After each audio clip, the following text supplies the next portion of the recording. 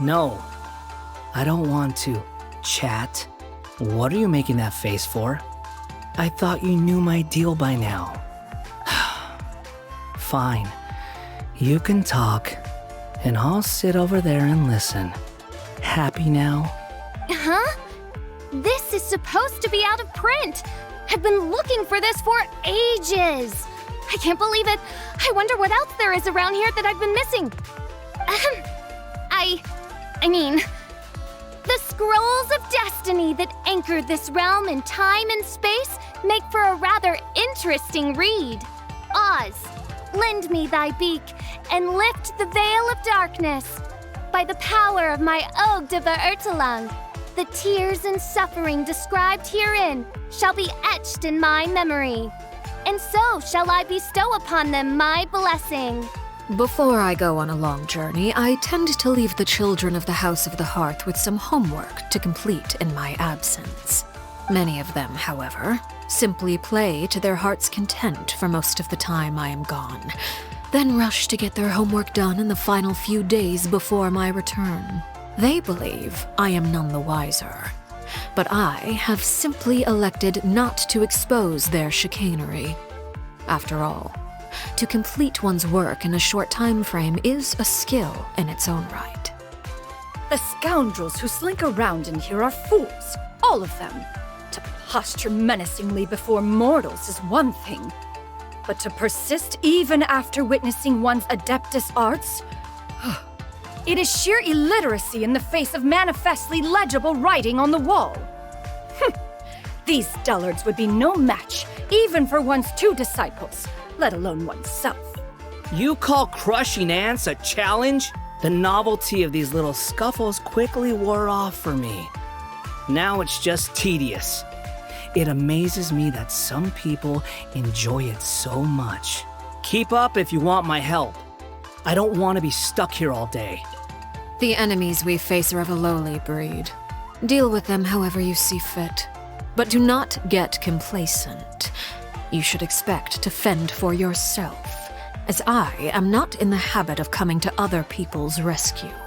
If you do encounter a foe for whom you are no match, simply make yourself scarce, and I shall deal with it in due course.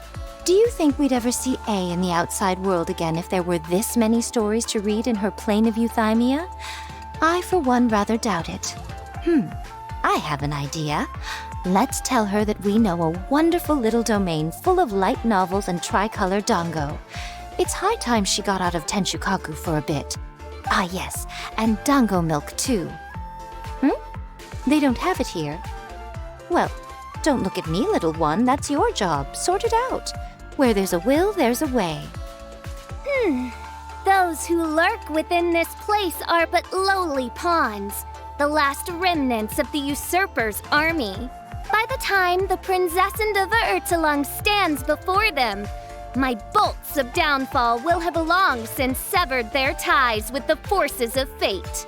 My subjects will surely sing their songs of praise, but to the Prinzessin, this is but one more triumph to add to the annals.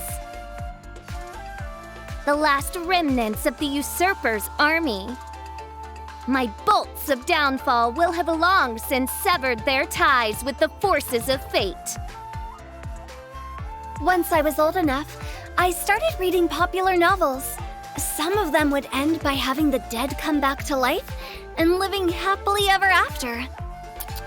I know it's only make-believe, but still, it always ruined the story for me. If death isn't final, there are no stakes, so it kind of makes everything that happened up to that point meaningless. To everything, there is a season. A time to be born, a time to die. That is the truth. You can't have a satisfactory ending if death isn't final. There are a lot of storybooks here, but make sure to return them to the shelves after you've finished reading them. And whatever you do, never leave a book on top of a dinner plate. Why, you ask? Well, for the simple reason that it just won't go down well. You need a break already? Your travels sure have made you soft. Can't we just go and get this over with? We're not fighting a trained army here. We'll run circles around those morons. All right, suit yourself. Just don't keep me waiting too long.